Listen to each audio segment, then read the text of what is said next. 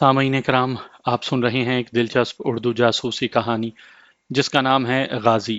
یہ اس سلسلے کی قسط نمبر 13 ہے۔ مجھے امید ہے آپ کو میری یہ کاوش پسند آ رہی ہوگی۔ آپ نے اگر ابھی تک میرا چینل کہانی گھر سبسکرائب نہیں کیا تو ابھی میرے چینل کو سبسکرائب کر کے بیل نوٹیفیکیشن آن کر لیجئے تاکہ آنے والی ہر نئی کہانی کی اطلاع بر وقت آپ تک پہنچ سکے۔ بشیر سے متعلقہ باقی واقعات میں مختصراً عرض کرتا ہوں۔ 2 روز کے بعد عارف نے بشیر کے شاگرد لڑکوں کی میٹنگ بلائی، کیونکہ عارف کو ہی سرپرست کی حیثیت حاصل تھی۔ میں نے تمام روپیہ عارف اور نذیر کے حوالے کیا، جسے دونوں نے جوائنٹ اکاؤنٹ کھول کر بینک میں رکھوا دیا۔ اس رقم سے لڑکوں کی مزید تربیت اور ان کی جائز ضروریات کے لیے روپیہ نکلوایا جا سکتا تھا۔ بشیر کا کوئی نزدیکی وارث تو تھا نہیں جسے یہ روپیہ دیا جاتا، اس لیے اس کا بہترین مصرف ہم نے یہی سمجھا کہ اس کے روپے کو اس کے جان نثاروں پر ہی خرچ کرنا چاہیے۔ بشیر کی صحیح قدر تو ہمیں اس کے مرنے کے بعد آئی، جب پتہ چلا کہ بشیر نے گیراج اپنی موت کے بعد بیچ کر اس روپے سے چھتا لال میاں کی مسلم کنواری لڑکیوں اور ضعیف مردوں اور عورتوں میں بانٹنے کی قانونی وصیت کر رکھی تھی۔ میرے مشورے سے عارف نے وہ گیراج بشیر کے جمع شدہ پیسوں میں سے 3 لاکھ روپے میں خرید لی۔ بشیر کے جانثاروں کو پھر مل بیٹھنے اور مستقبل میں اپنی کارروائیوں کے لیے جگہ میسر آ گئی۔ جن لڑکوں کو بشیر نے موٹر مکینک کا کام سکھایا تھا انہوں نے ورکشاپ سنبھال لی۔ چھتا لال میاں والوں کو جب بشیر کی وصیت اور گنڈے کے خول میں ایک محبت کرنے والا شریف انسان دکھائی دیا تو بہت سارے پرائیویٹ کاریں اور ٹیکسیاں اس کی گیراج کی گاہک بن گئیں۔ مکینک لڑکوں نے بھی خوب محنت کی۔ گیراج کا کام اور شہرت روز بروز بڑھتی گئی۔ دن کو وہاں موٹروں کی مرمت کا کام ہوتا تھا اور رات کو تربیت اور مستقبل میں کارروائیوں کی منصوبہ بندی کی جاتی تھی۔ کیا اب بھی مجھے عاقل کے قتل کا مجرم ٹھہرایا جا سکتا ہے؟ ایک بات بیان میں رہ گئی۔ بشیر کی سیف سے ملے اسلحے کو میں نے اپنے ساتھیوں کی تحویل میں دے دیا، کیونکہ مجھے خدشہ تھا کہ نوجوان لڑکے جذبات میں بہہ کر کوئی ایسی نادانی نہ کر بیٹھیں جس کا خمیازہ ہم سب کو بھگتنا پڑے۔ رامپوری چاقو کا استعمال تو وہ بشیر سے سیکھ ہی چکے تھے، بارودی اسلحہ انہیں دینا دانش مندی نہیں تھی۔ میرے ساتھی اور میں پہلے ہی اعصاب شکن ماحول میں رہ رہے تھے۔ بشیر کے قتل نے تو ہمیں بالکل ہی ہلا کر رکھ دیا۔ ہماری حالت کا اندازہ وہی کر سکتے ہیں جنہیں ہوائی سفر کے دوران کبھی جہاز کے ایئر پاکٹ میں آ کر سینکڑوں فٹ یک لخت نیچے چلے جانے یا طوفان میں گھر کر ڈگمگانے کا تجربہ ہوا ہو، صرف چند منٹوں کے لیے۔ ایسی کیفیت کے دوران مسافروں کی جو حالت ہوتی ہے، ہم لگاتار اور مسلسل تقریباً 10 ماہ سے اس کا شکار تھے۔ بشیر کے قتل کے 2 ہفتے بعد میں نے ساتھیوں کو پہلے سے طے شدہ چھٹی پر جا کے تازہ دم ہونے کو کہا، لیکن انہوں نے جانے سے انکار کر دیا۔ میں نے انہیں ماں سوائے ڈاک کی وصولی اور بھیجنے کے تمام سرگرمیاں 15 روز کے لیے معطل کرنے کا کہا۔ وہ مان گئے۔ میں خود بھی بے حد ذہنی دباؤ کا شکار تھا جس کا میں نے کبھی اظہار نہیں کیا تھا۔ میں تقریباً روزانہ ساتھیوں کے گھر جاتا تھا۔ عارف اور نذیر سے بھی اکثر ملاقات رہتی تھی۔ میں نے دیکھا کہ میرے ساتھی ہمیشہ اپنے بستروں میں رضائی اوڑھے لیٹے ہی رہتے تھے۔ خود میری یہ حالت تھی کہ ان 2-3 گھنٹوں کو چھوڑ کر جو میں ساتھیوں کے پاس جانے اور ان کے ساتھ بات چیت میں صرف کرتا تھا، باقی سارا وقت اپنے کمرے میں ہی گزارتا تھا۔ میں نے محسوس کیا کہ ایسی حالت میں اگر مزید چند روز ہم نے گزارے تو اعصابی تناؤ ہم سب پر حاوی ہو جائے گا اور ہم مزید کوئی مشن پورا کرنے کے قابل نہیں رہیں گے۔ مجھے اچھی طرح سے یاد ہے کہ سن 65 کی جنگ کے بعد سیز فائر کے دوران پاکستانی اور بھارتی فوجیں ایک دوسرے کی فائرنگ رینج میں مورچوں میں دبکی رہتی تھیں۔ پاکستانی فوج آدھی رات کے وقت مل کر بلند آواز میں اللہ اکبر کا نعرہ لگاتے اور فوراً ہی بھارتی فوجی ہزاروں گولیاں فائر کر دیتے۔ بھارتی فوجی الصبح حاجات سے فراغت کے لیے چمکتی گڑویاں لیے ہوئے مورچوں سے باہر نکلتے تو پاکستانی جوان گڑویوں کا نشانہ باندھ کر 2-4 فائر کر دیتے تھے۔ بس پھر نہ حاجات باقی رہتی تھیں اور نہ ہی گڑویاں، اور کئی کئی گھنٹے بھارت کی طرف سے مسلسل فائر جاری رہتا۔ پاکستانی فوجیوں نے تو اسے ایک روزمرہ کا کھیل بنا لیا تھا۔ ادھر بھارتی فوج کی حالت دگرگوں تھی۔ آخرکار سیکٹر کمانڈروں کے اجلاس میں اس سیکٹر کے بھارتی بریگیڈیئر نے پاکستانی سیکٹر کمانڈر سے گڑ گڑا کر التجا کی کہ ایک تو پاکستانی فوجی رات کو اللہ اکبر کا نعرہ نہ لگائیں اور دوسرے گڑویوں پر فائر کرنا چھوڑ دیں۔ کئی بھارتی فوجی اللہ اکبر کے نعرے سے اپنے حواس کھو بیٹھے اور چیختے چلاتے فائر کرتے نو مینز لینڈ سے بھی آگے بڑھ کر پاکستانی گولیوں کا شکار ہو چکے تھے۔ لہو گرم رکھنے کے لیے ہمیں لپکنا، جھپٹنا اور جھپٹ کر پلٹنے کی اشد ضرورت تھی۔ میں نے ہنگامی بنیادوں پر ایک پروگرام بنایا اور عارف کے ذریعے لڑکوں کو شام 6 بجے گیراج میں میٹنگ کے لیے اکٹھے ہونے کو کہا۔ اگلے روز ہم پانچوں عارف کو ساتھ لے کر گیراج پہنچے۔ تمام لڑکے وہاں موجود تھے۔ میں نے انہیں کہا کہ ہمیں اب ہاتھ پر ہاتھ دھرے بیٹھے نہیں رہنا چاہیے، بلکہ اپنی سرگرمیوں کو تندہی سے جاری رکھنا چاہیے۔ ہٹ اینڈ رن کی پالیسی کے تحت آپ لوگوں کو اپنے ٹارگٹ چننے ہیں۔ چونکہ لڑکے دہلی اور گرد و نواح سے بخوبی واقف ہیں، لہٰذا ہر 3 لڑکوں کی ٹولی کا انچارج میرا ایک ساتھی ہوگا۔ میں نے 9 لڑکوں کی 3 ٹولیاں بنائیں اور اپنے 3 ساتھیوں نمبر 2 کو چھوڑ کر ان کا انچارج بنا دیا۔ میں نے انہیں کہا کہ ٹارگٹ چنتے وقت اس بات کا خاص خیال رکھیں کہ شہری آبادی کو جانی یا مالی نقصان نہ پہنچے۔ ہمارا مقصد صرف سراسیمگی پھیلانا اور ان یونیفارم لوگوں کے خلاف عوام میں نااہلی کے جذبات پیدا کرنا ہے۔ ٹارگٹ چننے کے بعد وہ مجھے ٹارگٹ کی تفصیلات بتائیں گے، اور اگر ٹارگٹ ہر لحاظ سے مفید اور محفوظ ہوا تو میں اس ٹارگٹ کے لیے ضروری سامان مہیا کر دوں گا۔ میں نے لڑکوں سے کہا کہ پرسوں صبح 9 بجے کشمیری گیٹ، گاندھی کی سمادھی اور لال قلعے کے سامنے بالترتیب اے، بی اور سی گروپ پہنچ جائیں، جہاں پر میرے تینوں ساتھی انہیں ملیں گے اور ٹارگٹس کی تلاش میں ان کے ہمراہ رہیں گے۔ سب نے اس پروگرام کو پسند کیا۔ میرے ساتھی بھی اپنی اصلی فارم میں واپس آ گئے اور اس نئے مشن کے لیے ذہنی طور پر خود کو تیار کرنے لگے۔ ان ٹارگٹوں کی تلاش سے میرا ایک اور مقصد بھی تھا۔ میں چاہتا تھا کہ میرے ساتھی دہلی سے اچھی طرح سے واقف ہو جائیں اور میں بھی ان کی حاصل کردہ معلومات کی روشنی میں دہلی کے نقشے پر ان سب جگہوں پر نشان لگا سکوں جہاں ایسی کارروائی کی جا سکتی تھی، اور وہ حساس مقامات جو اب تک میری نظروں میں نہیں آئے تھے ان کے متعلق بھی جانکاری حاصل کر سکوں۔ ان تینوں ٹولیوں نے کم از کم 10-12 ان یونیفارم حساس مقامات تلاش کرنے تھے۔ ان یونیفارم سے میری مراد صرف فوجی علاقے ہی نہیں تھے، بلکہ police, reserve police, C B I, navy اور ایئر فورس کے دفاتر کے علاوہ پولیس لائنز، فوجی اور آل انڈیا ریڈیو کے ٹرانسمیشن پول بھی تھے جہاں فوج کا پہرا ہوتا ہے۔ میں نے اس بات کی تفصیلاً وضاحت کر دی تھی۔ طے شدہ وقت پر میرے ساتھی لڑکوں سے مقررہ جگہوں پر ملے اور اپنے اپنے ٹارگٹس کی تلاش میں دہلی اور گرد و نواح کے علاقوں میں پھیل گئے۔ ہر شام 8 بجے میں ساتھیوں کے گھر جاتا۔ ہم سب نے دہلی اور نواحی علاقوں کے ایک جیسے نقشے لے رکھے تھے۔ میرے ساتھی اپنے اپنے نقشوں پر نشان لگاتے اور اس علاقے کی تفصیل مجھے بتاتے، اور میں اپنے نقشے پر نشان لگا کر ان کی حاصل کردہ تفصیل کی سمری لکھ دیتا۔ یوں تقریباً 10 روز میں مجھے 14 مختلف حساس مقامات کی تفصیل اور نشاندہی حاصل ہو چکی تھی۔ میرے ساتھی اور لڑکے بھرپور چستی اور عمدہ کارکردگی کا مظاہرہ کر رہے تھے۔ میں نے ان 14 مقامات کی اہمیت کے حساب سے درجہ بندی کر لی اور 3 دن میں اپنے ساتھیوں کے ساتھ ان سب مقامات پر گیا۔ اٹیک کا وقت اور بھاگنے کے راستوں کا تعین کیا۔ درجہ بندی میں اول اہمیت میں نے ریڈیو ٹرانسمیشن پول ایریا، دوم C B I headquarters اور تیسری پوزیشن 3 مقامات یعنی آرمی، ایئر فورس اور نیول ریکروٹنگ سینٹرز کو دی۔ ان تمام مقامات پر حملوں کے وقت مدافعت کا کوئی امکان نہیں تھا، اور میرے ساتھیوں اور لڑکوں کو گروپ کی صورت میں حملہ کرنے اور 2-2 کی ٹولی میں بھاگ جانے کا عملی تجربہ ہو جاتا۔ میں نے اپنے نئے ہمدرد صنعت کار سے رابطہ کیا اور مزید 15 ٹائم بم طلب کیے۔ اس نے 1 ہفتے میں بم مہیا کرنے کی مہلت لی۔ میں چاہتا تھا کہ لڑکوں اور اپنے ساتھیوں کی کارکردگی اگر حوصلہ افزا رہی تو اس سب سے بڑے مشن کو انجام دینے کی کوشش کروں، جس کے متعلق میرے سینئرز نے دوران تربیت مجھے بتایا تھا کہ وہ مشن ہمارا پریسٹیج میٹر بن چکا ہے۔ میں نے بھارت میں اب تک کے قیام کے دوران جب بھی اس مشن کے متعلق سوچا، اپنے ساتھیوں کی مختصر تعداد اور مشن سر انجام دینے کے لیے مطلوبہ سامان کا نہ ہونا آڑے آیا۔ اب ان نڈر لڑکوں کی وجہ سے ہماری عددی کمی تو پوری ہو چکی تھی، اور نئے ہمدرد کے ذریعے ہر طرح کے مطلوبہ اسلحے کا حصول بھی ممکن بنا دیا گیا تھا۔ ہمارے سینئرز نے بھی یہ نیا انتظام غالباً اس لیے کیا تھا کہ ہماری گزشتہ کارکردگی سے وہ متاثر ہوئے تھے اور انہیں اپنے پریسٹیج مشن میں ہماری کامیابی کا امکان نظر آتا تھا۔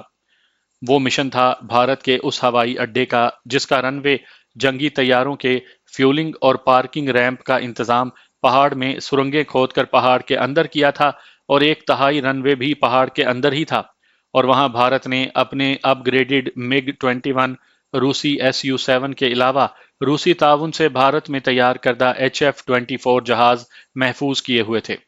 ہم نے پہلے روز radio transmitter poles CBI headquarters پر صبح 7 بجے اور آرمی اور ایئر فورس ریکروٹمنٹ سینٹرز پر شام 6 بجے حملے کا وقت مقرر کیا۔ ان اوقات میں مدافعت کا بہت کم امکان تھا، اور اگر ان کا جانی نقصان ہوتا بھی تو بہت کم ہوتا۔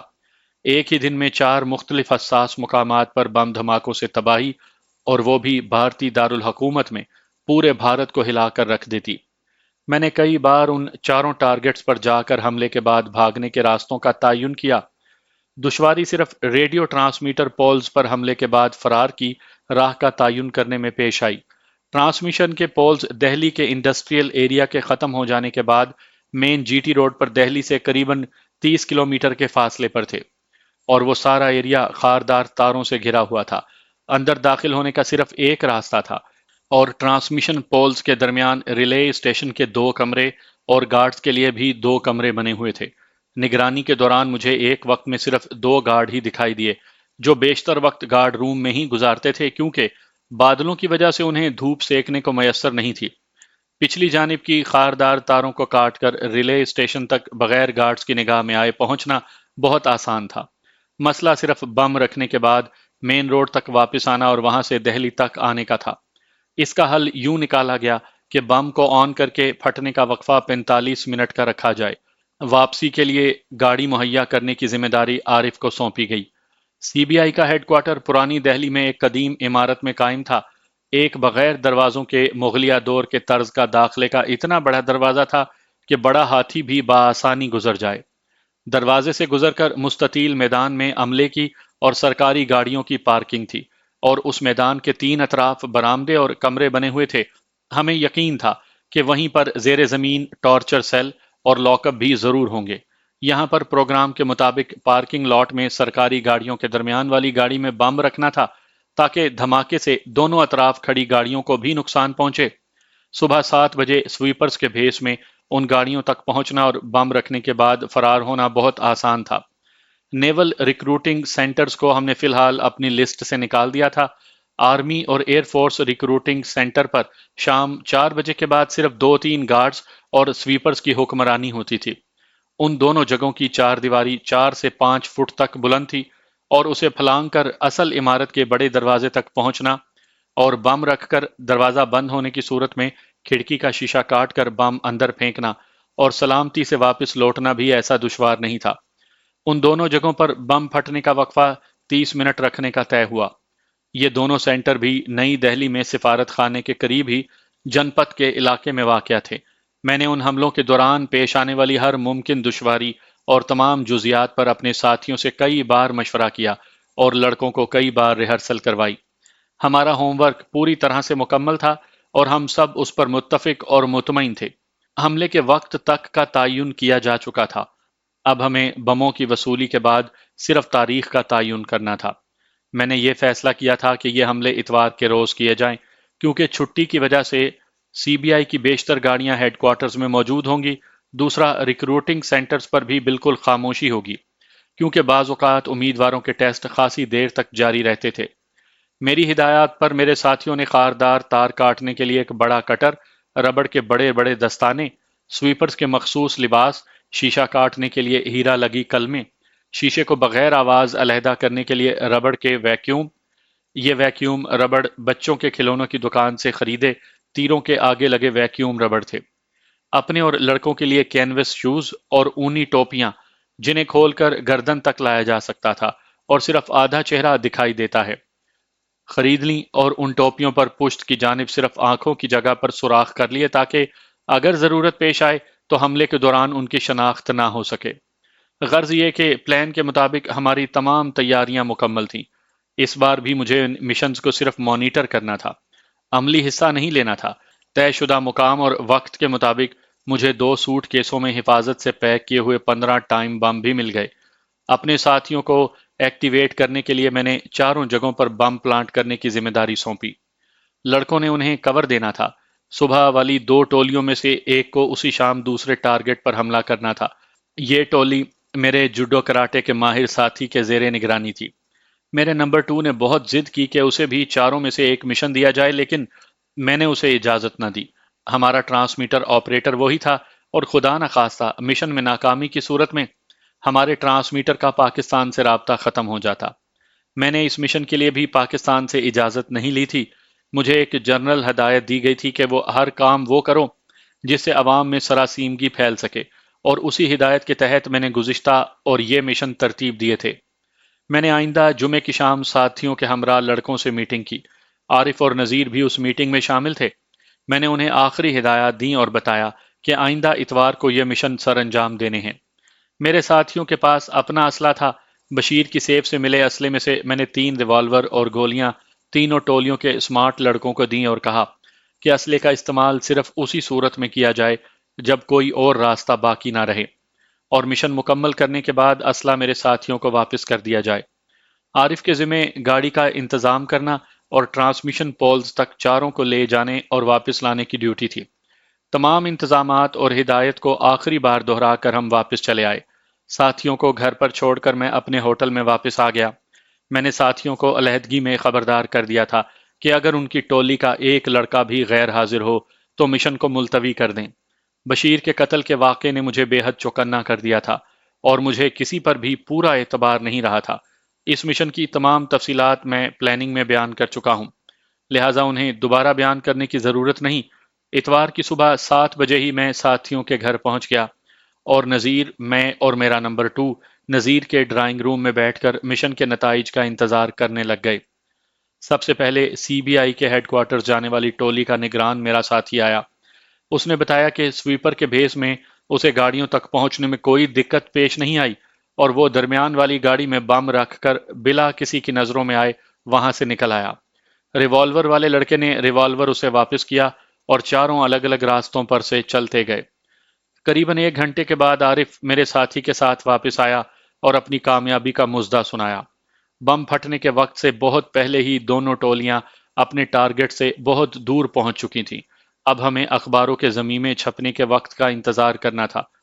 اس ساتھی کو بھی لڑکے نے ریوالور واپس کر دیا تھا۔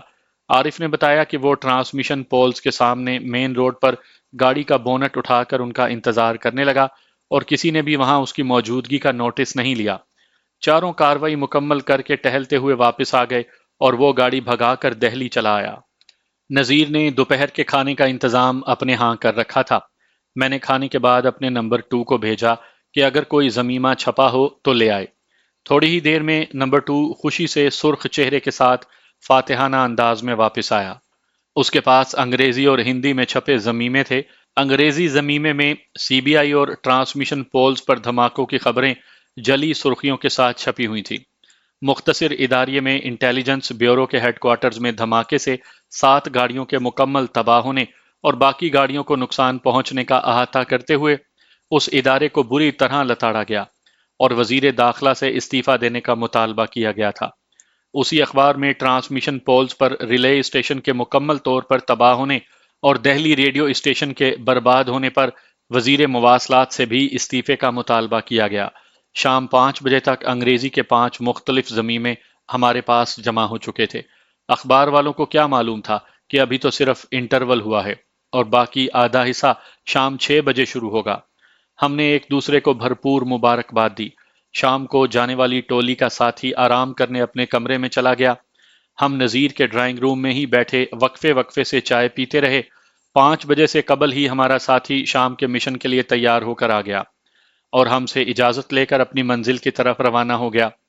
میرے نمبر 2 نے مجھے پھر اس مشن پر جانے کی اجازت دینے کو کہا، لیکن میں نے انکار کر دیا اور اسے کہا کہ عنقریب ہی ہم سب اس مشن کے متعلق تفصیلات طے کریں گے جس میں سب کو اپنی صلاحیت دکھانے کا بھرپور موقع ملے گا۔ اس مشن میں جی بھر کر اپنے ارمان پورے کر لینا۔ شام کو 7 بجے پہلی ٹولی واپس آئی۔ نذیر نے لڑکوں کو باہر سے ہی واپس بھیج دیا۔ میرے ساتھی نے ایئر فورس ریکروٹنگ سینٹر کے حال سے ملحقہ کمرے کی کھڑکی کا شیشہ کاٹنے اور بم پھینکنے کا بتایا۔ انہیں کسی مدافعت کا سامنا نہیں کرنا پڑا۔ واپسی پر لڑکے نے ریوالور اسے واپس کر دیا تھا۔ اب ہم صرف آخری ٹولی کی کامیاب واپسی کے منتظر تھے۔ تھوڑی دیر کے بعد ہی ہمارا ساتھی مسکراتا واپس لوٹا۔ اس ساتھی کا یہ آج کا دوسرا مشن تھا۔ اس نے بتایا کہ شیشہ کاٹنے کے بعد اسے علیحدہ کرتے وقت شیشہ نیچے گر گیا۔ ایک فوجی گارڈ آواز سن کر ادھر دوڑا آیا، اس کے ہاتھ میں رائفل تھی۔ میرا ساتھی اس کے بوٹوں کی چاپ سن کر ایک طرف چھپ گیا۔ ابھی وہ فوجی ٹوٹے ہوئے شیشے کا جائزہ ہی لے رہا تھا کہ اسے کور دینے والے ایک لڑکے نے پیچھے سے آ کر اپنے چاقو سے اس کی گردن کاٹ دی۔ یہ سب کچھ 8-10 سیکنڈ میں ہو گیا۔ میرے ساتھی نے بڑے آرام سے بم کمرے میں کھڑکی کے قریب ہی پڑی کرسی پر رکھ دیا اور ہم سب واپس چلے آئے۔ شام ڈھلے دہلی ریڈیو اسٹیشن پر اپنی نشریات ایمرجنسی ریلے سسٹم سے بحال کرنے میں کامیاب ہوا۔ دوسرے دن صبح کے اخبارات چاروں جگہوں پر تباہی کے حالات سے بھرے ہوئے تھے۔ سی بی آئی کے ہیڈ کوارٹرز میں تباہ گاڑیوں اور ٹرانسمیشن لائن کے ریلے اسٹیشن کے منہدم کمرے اور تباہ شدہ مشینری کی تصویریں بھی تھیں۔ آرمی اور ایئر فورس ریکروٹنگ سینٹرز کی تصویریں نہیں تھیں۔ اخبارات میں یہ لکھا تھا کہ ان دونوں عمارتوں میں بم کے دھماکے ہوئے اور دھماکوں والے کمرے تباہ ہو گئے۔ آرمی کے جوانوں نے دونوں عمارتوں کو گھیر رکھا تھا۔ گارڈ کے قتل ہو جانے کی خبر کو سرکاری طور پر دبا دیا گیا تھا، لیکن جائے وقوع پر پہنچنے والے اخبارات کے رپورٹروں کو سویپرز نے بتا دیا تھا کہ ایک گارڈ بھی ہلاک ہو گیا ہے۔ ہماری اس کامیابی نے جہاں ہمیں خوشیوں سے لاد دیا تھا، وہاں پورے بھارت اور خصوصاً راجدھانی دہلی کے عوام میں خوف و ہراس اور عدم تحفظ کا بہت احساس پیدا ہو گیا۔ اخبارات کئی روز ان دھماکوں کی خبروں سے بھرے رہے۔ ٹریبیون نے تو اپنے اداریے میں یہاں تک لکھ دیا تھا کہ اب ہمیں واقعی ضرورت ہے کہ سی بی آئی، آرمی اور ایئر فورس کی حفاظت کے لیے ایک علیحدہ فورس تیار کریں۔ اپوزیشن پارٹیوں نے اس موقع کو غنیمت جان کر حکمران پارٹی پر بے طرح کیچڑ اچھالی، حتیٰ کہ لوک سبھا میں بھی اس واقعے پر خاصا ہنگامہ ہوا۔ اخبارات نے ان دھماکوں کا ذمہ دار پاکستان علیحدگی پسند سکھوں اور بعض نے کشمیر کے حریت پسندوں کو ٹھہرایا۔ ان دھماکوں سے چند روز قبل ہی تامل ناڈو مدراس کی صوبائی حکومت کو ختم کر کے صدر راج نافذ کیا گیا تھا۔ کئی اخبارات نے اسے سابق تامل ناڈو حکومت کا انتظامی کارنامہ قرار دیا۔ ان دھماکوں کے بعد دہلی کو معمول پر آنے میں 10-15 روز لگ گئے۔ بھارتی سورماؤں نے پاکستان کے اندرونی خلفشار کا فائدہ اٹھاتے ہوئے اسے سن 71 میں 2 لخت تو کر دیا تھا، لیکن اپنی فطری بزدلی کے باعث وہ ہر وقت پاکستان سے خوف زدہ رہتے تھے کہ نہ جانے کب یہ زخمی شیر بدلہ لینے کو اٹھ کھڑا ہو۔ یہ تو ہمارے اس وقت کے حکمرانوں کی بزدلی، بھارت نوازی اور پاکستان دشمنی تھی جو پاکستان بدلہ نہ لے سکا، اور 1000 سال تک جنگ لڑنے کا دعویٰ کرنے والے کشمیر میں سیز فائر لائن کو کنٹرول لائن قرار دینے کے پردے میں آزاد کشمیر میں سیز فائر لائن کے قریب فوجی لحاظ سے انتہائی اہم پہاڑوں کو بھارتی تسلط میں دے آئے۔ یہاں تک کہ اس فیاضی میں انہوں نے شاہراہ ریشم کی وہ پہاڑیاں بھی بھارت کو بخش دیں جن پر بھارت صرف ایک ہیوی مشین گن اور ایک مارٹر سے شاہراہ ریشم کو بند کر سکتا ہے۔ میں نے دیکھا کہ میرے ساتھیوں کی پزمردگی اب بشاشت میں بدل گئی تھی۔ دراصل کسی مشن کو سر انجام دینے کی یہ پہلی مکمل ذمہ داری تھی جسے انہوں نے نہایت خوش اسلوبی سے سر انجام دیا تھا۔ میں نے عارف کے ذریعے لڑکوں کو 2-2 ہزار روپے بھجوائے اور انہیں آئندہ 20 روز تک مکمل نارمل رہنے اور ایک دوسرے سے ملنے سے منع کر دیا تھا، کیونکہ اب ڈی ایم آئی کے علاوہ سی بی آئی، ایئر فورس اور آرمی کے جاسوس یونٹ بھی حملہ آوروں کو ہر جگہ تلاش کر رہے تھے۔ اپنے ساتھیوں کو بھی میں نے محتاط رہنے کو کہا۔ بھارتی انگریزی اور ہندی کے جتنے اخباروں میں ان دھماکوں کے متعلق خبریں چھپتی رہیں وہ میں نے خرید لیے۔ ہندی اخبار ہمیں عارف کی بیٹی کے توسط سے ملے کیونکہ وہ اسکول میں ہندی پڑھتی تھی۔ میں نے یہ سب اخبار آئندہ ڈاک میں پاکستان بھیج دیے۔ مجھے یقین تھا کہ ہمارے ادارے کے پاس بھی بھارتی جاسوسوں اور بارڈر اسمگلروں کی ایک بڑی کھیپ ہوگی جو ہندی اخبار انہیں پڑھ کر سنائے گی۔ قریباً 1 ماہ کے بعد میں نے ساتھیوں اور لڑکوں کو پھر اکٹھا کیا اور کہا کہ ہمیں دہلی سے دور ایک بڑے مشن کو پورا کرنے جانا ہے، اس لیے ذہنی اور جسمانی طور پر خود کو تیار رکھیں۔ اپنے 3 ساتھیوں کے علاوہ میں 3 لڑکوں کو ہمراہ لے جاؤں گا۔ اس بار میرا مشن پہاڑوں کی سرنگوں میں چھپا ہوا بھارتی ہوائی اڈہ تھا۔ بھارت کے اس ہوائی اڈے کے متعلق ہماری معلومات نہ ہونے کے برابر تھیں، اور بھارت میں رہتے ہوئے پاکستان سے معلومات حاصل کرنے کی بات بڑی مضحکہ خیز تھی۔ ہمیں صرف یہ معلوم تھا کہ یہ ہوائی اڈہ پہاڑی علاقے میں بنایا گیا ہے اور نزدیک ترین شہر گورکھپور ہے۔ مزید معلومات کا حصول صرف گورکھپور سے ہی ممکن تھا۔ دہلی میں دھماکوں سے جو سراسیمگی پھیلی تھی وہ آہستہ آہستہ کم ہو رہی تھی، لیکن بھارتی سویلین اور فوجی ایجنسیاں پورے طور پر حرکت میں آ چکی تھیں اور ہر طرف ان کے کارکن دھماکہ کرنے والوں کی تلاش میں پھر رہے تھے۔ معمول کی ڈاک کے علاوہ ہم نے اپنی تمام سرگرمیاں معطل کر دیں۔ ہمارے گروپ نے ہمیں سونپے گئے مشنز کے علاوہ اپنے طور پر کئی مشن کامیابی سے پورے کیے تھے۔ ہم نے تازہ ترین معلومات کے حصول کے لیے یشونت کو پل بنا لیا تھا۔ شمی کی فرمائشیں پوری کرنے کے لیے وہ ہفتے میں 2 بار باقاعدگی سے ہمیں ڈاک دے رہا تھا۔ جہاں بعض نڈر لڑکوں کا ہم نے گروپ تیار کر لیا تھا جو انتہائی خطرناک کام کرنے کو ہمہ وقت تیار رہتا تھا۔ ہمارے سینئرز ہماری کارکردگی سے بہت خوش تھے۔ ایسے حالات میں جب تک ہمیں پاکستان سے کسی نئے مشن کے لیے ہدایات نہ ملتی، ہمارا ان ایکٹیو رہنا ہی بہتر تھا۔ میں چاہتا تھا کہ جب تک گورکھپور کے مشن میں کامیابی کا 50-50 یقین نہ ہو جائے، اپنے سینئرز کو کچھ نہ بتایا جائے، کیونکہ اب تک کی مسلسل کامیابیوں میں ہم ناکامی کا داغ نہیں لگانا چاہتے تھے۔ ہماری 10 یوم کی چھٹی تو پہلے ہی منظور ہو چکی تھی، چنانچہ میں نے مئی سن 73 میں اپنے 2 ساتھیوں اور 3 لڑکوں کے ساتھ گورکھپور جانے کا فیصلہ کیا۔ اس دوران معمول کے واقعات کو میں نے طوالت کی وجہ سے قلم بند نہیں کیا۔ مختصراً میں ہر ہفتے کرنل شنکر سے ملنے سروسز کلب جاتا رہا۔ آشا سے 3-4 بار ملاقات ہوئی۔ وہ بہت آزاد خیال عورت تھی۔ اس نے مجھے بتایا کہ اب وہ اتنی ڈپریس ہو چکی ہے کہ جے چند سے چھٹکارے کے لیے اسے زہر دے کر ہلاک کرنے پر بھی آمادہ ہے۔ اس نے جے چند سے اسے حق میں وصیت لکھوانے کے لیے اس سے ازدواجی تعلقات میں بہت بہتری پیدا کر لی ہے، اور جے چند نے اسے ستیلی اولاد سے تحفظ دینے کے لیے جلد ہی اس کے نام نہایت معقول رقم اور جائیداد منتقل کرنے کا فیصلہ کیا ہے۔ جوں ہی یہ کام ہو جائے گا، میں جے چند کو سورگ میں بھیج دوں گی۔ دولت اور جائیداد کے عوض میں اپنی زندگی کی خوشیوں کا اس بوڑھے کھوسٹ کے مرنے تک گلا نہیں گھونٹ سکتی۔ یہ آشا کے الفاظ تھے جو اس نے ایک ملاقات کے دوران کہے۔ یشونت نے اس دوران اپنے معاوضے میں اضافہ کرنے کو کہا۔ میں نے نرمی سے انکار کر دیا۔ جب تک کوئی نیا جیک پوٹ ہمیں نہ ملے، اسے مزید رقم کی توقع نہیں کرنی چاہیے، اور اگر اس نے ڈاک دینے یا اہم خطوط کو ہمیں دینے سے انکار کیا تو اس کا انجام بھی اسے یاد رکھنا چاہیے۔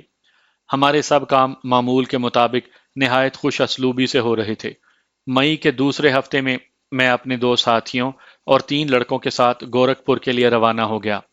گورکھپور میں میرے ساتھیوں اور لڑکوں نے ایک درمیانے درجے کے ہوٹل میں کمرے لیے۔ میں سول لائنز کے قریب ایک نسبتاً بہتر ہوٹل میں ٹھہرا۔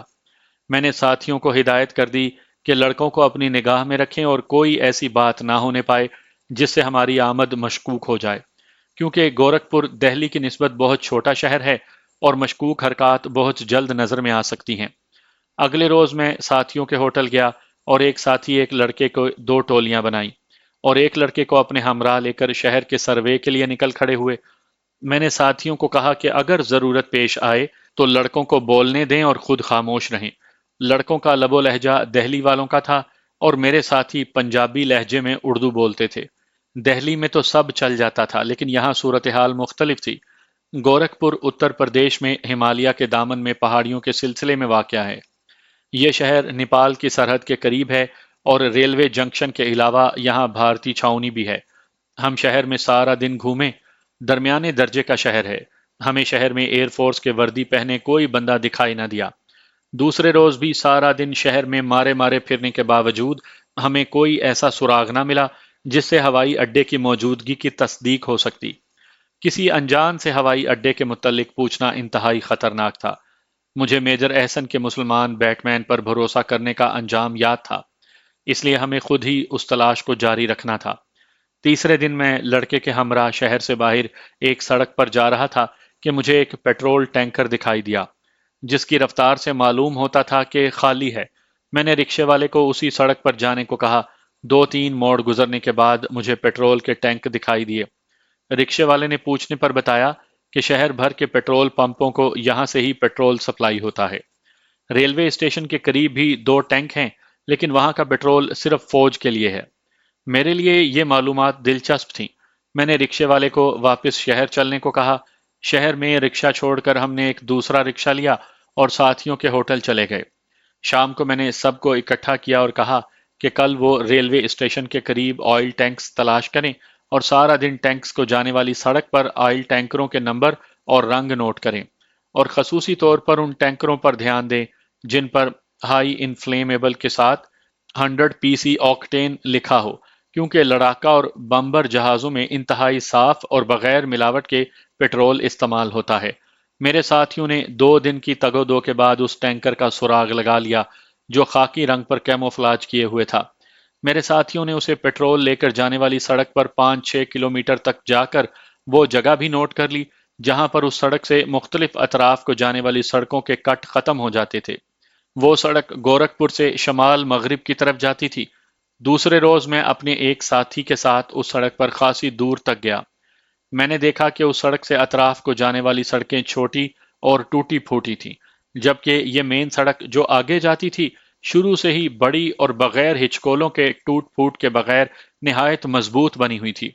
اس سڑک پر کوئی ٹریفک دکھائی نہیں دی۔ 100% صاف تیل لے جانے والے ٹینکر ٹوٹی پھوٹی سڑکوں پر نہیں جاتے، کیونکہ ہچکولوں سے یہ تیل خود بخود بھڑک اٹھتا ہے۔ مجھے پختہ یقین ہو گیا تھا کہ یہی سڑک ہوائی اڈے تک جاتی ہے، اور یہ ہوائی اڈا گورکھپور کی شہری حدود سے خاصی دور بنا ہوگا۔ گورکھپور میں مزید 2 دن رہنے سے ہمیں یہ معلومات حاصل بھی ہوئیں کہ اس سڑک پر آگے جا کر ایک چیک پوسٹ آتی ہے، جب تک کہ وہاں سے کلیئرنس نہ ملے آگے کوئی نہیں جا سکتا۔ اس چیک پوسٹ کے بعد رہائشی علاقہ ہے۔ وہاں پر ہوائی اڈے سے متعلقہ عملے کے رہائشی کوارٹرز ہیں۔ ان کوارٹرز کے بعد آفیسرز کی رہائشی کالونی ہے۔ اس کے بعد ایک اور چیک پوسٹ ہے جہاں پر 2 آفیسر میس ہیں، جن میں پائلٹ اور سنگل سینئر آفیسر رہتے ہیں۔ آفیسرز میس کے بعد سڑک ایک پہاڑی کے گرد گھوم جاتی ہے۔ ہمیں یہ معلومات بڑی کھوج کے بعد ایک ادھیڑ عمر ڈرائیور سے ملی جو کالونی کی تعمیر کے دوران ایک انجینئر کو کالونی کے تعمیراتی حصے تک لے جاتا تھا۔ اس نے ہمیں یہ معلومات ایک شراب خانے کے باہر ٹیکسی اسٹینڈ پر دیں جب میں اور میرا ساتھی اسے سڑک پر لے جانے کے لیے بک کرنا چاہتے تھے۔ اس نے بتایا کہ پہلی چیک پوسٹ سے آگے رہائشی کالونی میں جانے کے لیے جس کو ملنا ہو اس کی ٹیلی فون پر اجازت حاصل کرنا ضروری ہے۔ اس ڈرائیور نے کہا، بابو جی، آپ نے جن صاحب کو ملنا ہے ان کو ٹیلی فون کر کے کہہ دیں کہ وہ آپ کے نام اور میرا نام اور ٹیکسی نمبر چیک پوسٹ پر لکھوا دیں، تبھی میں آپ کو وہاں تک لے جا سکتا ہوں۔ ڈرائیور کی باتیں سن کر ہم مایوس ہو گئے۔ ظاہراً ایسی کوئی صورت نظر نہیں آتی تھی کہ ہم کالونی یا آفیسرز میس تک ہی پہنچ سکتے۔ اس کے آگے جانے کا تو سوال ہی پیدا نہیں ہوتا تھا۔ میں نے اس شام ساتھیوں کو اس صورتحال سے آگاہ کیا اور دوسرے روز ہم مایوس دہلی کی طرف روانہ ہو گئے۔ واپسی کے سفر کے دوران دہلی پہنچ کر بھی میں کئی ہفتے ہوائی اڈے تک پہنچنے کی کسی بھی امکانی صورت پر غور کرتا رہا۔ کچھ سمجھ میں نہیں آ رہا تھا کہ ان رکاوٹوں کو کیوں کر عبور کیا جائے۔ ڈرائیور نے بھی چند برس پہلے کے حالات بیان کیے تھے۔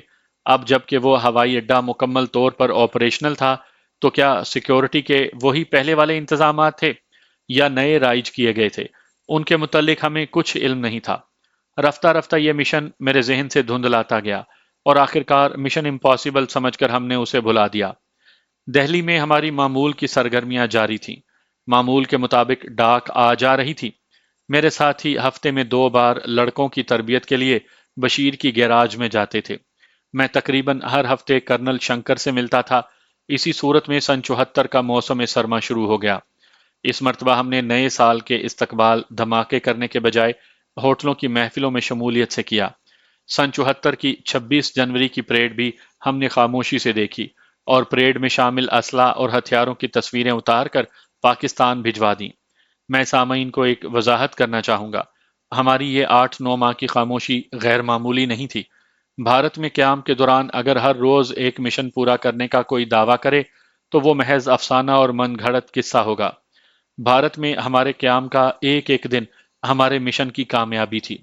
جس طرح پاکستان کے غیر ممالک میں سفارت خانے صرف پاکستان کے مفاد کے لیے قائم کیے گئے ہیں، وہ سفارت خانے چاہے کوئی عملی کارکردگی نہ بھی دکھائیں لیکن صرف پاکستان کی نمائندگی کے لیے 20 افراد کے عملے پر کروڑوں ڈالر سالانہ خرچ کیے جاتے ہیں۔ اسی طرح ہم بھارت میں اپنے محکمے کے نمائندے تھے جو ان کے احکام کی بجا آوری پر ہمہ وقت تیار تھے۔ ہم نے حساس معلومات کے حصول کے پل بنا دیے تھے اور تمام دیے گئے مشنز کو کامیابی سے پورا کیا تھا۔ جانثار لڑکوں کی ایک ٹیم تیار کی تھی جن کے ذریعے نہ دیے گئے مشنز بھی کامیابی سے پورے کیے تھے، اور یہی وجہ تھی کہ ہمارے سینئرز بھارت میں ہمارے قیام کو طول دے رہے تھے۔ مجھے ایک خفیہ خط میں یہاں تک کہا گیا تھا کہ میرے سمیت میرے ساتھیوں میں سے اگر کوئی بھارت میں شادی کرنا چاہتا ہے تو انہیں کوئی اعتراض نہیں ہوگا، اور پاکستان واپسی پر ان کی بیویوں کو پاکستانی شہریت بھی دلا دی جائے گی۔ بشیر کے گیراج کو لڑکوں نے بڑی اچھی طرح سنبھالا تھا۔ میں ہفتے میں ایک روز گیراج جاتا اور لڑکوں سے ان کی تربیت کے علاوہ دوسرے مشاغل کے بارے میں بھی بات چیت کرتا تھا۔ یہ فروری سن 74 کے وسط کا ذکر ہے۔ میں بشیر کے گیراج میں بیٹھا تھا اور ایک ٹرک مرمت کے لیے گیراج میں کھڑا تھا۔ میرے پوچھنے پر مکینک لڑکے نے بتایا کہ چلتے ہوئے اس کا کرینک شافٹ آواز دیتا ہے۔ شاگرد نے اس کے پیچھے جیک لگا کر اسے اٹھانا چاہا تو جیک آدھ میں ہی جواب دے گیا۔ میرے پوچھنے پر کہ اب کیا کرو گے، مکینک لڑکے نے کہا کہ میں نے چوڑی بیلٹس بنوا رکھی ہیں۔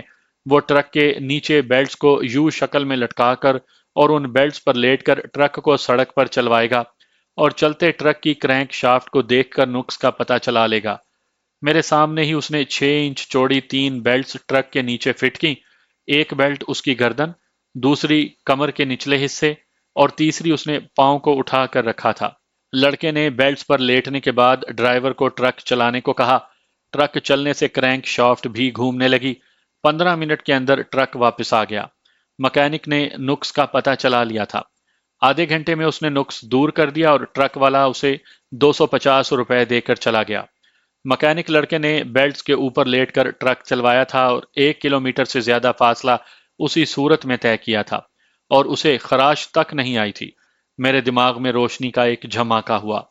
مجھے گورکھپور کے ہوائی اڈے کے اندر ایپرن تک پہنچنے کی ترکیب دھندلی سی دکھائی دے رہی تھی، اور مجھے محسوس ہو رہا تھا کہ اگر ان بیلٹس کی خامیوں کو دور کر کے انہیں اپ گریڈ کیا جائے اور حفاظتی اقدامات کیے جائیں تو آئل ٹینکرز کے نیچے لیٹ کر سرنگ کے اندر کھڑے جہازوں تک پہنچا جا سکتا ہے۔ میں نے اپنے ساتھیوں کو بیلٹس کے متعلق بتایا اور کہا کہ اگر مضبوط بیلٹس اور انہیں ٹرک کے نیچے حصے میں فٹ کرنے کے محفوظ طریقے کا پتہ چل جائے تو آئل ٹینکروں کے اسٹیشن کے قریب آئل ٹینک سے پٹرول لینے کے دوران یا سڑک پر مرمت کرنے والوں کے بھیس میں ٹینکر کو تھوڑی دیر کے لیے روک کر یہ بیلٹس فٹ کر کے ہوائی اڈے کی سرنگ کے اندر تک پہنچا جا سکتا ہے۔ میں نے ساتھیوں کو کہا کہ ابھی تک یہ تجویز محض ایک دھندلا سا خاکہ ہے۔ جب تک مکمل طور پر اس کے خد و خال واضح نہ ہو جائیں اور جب تک ہم اسے اوکے اور اس کے قابل عمل ہونے کا اطمینان نہ کر لیں، اس کا کسی سے بھی ذکر نہ کریں۔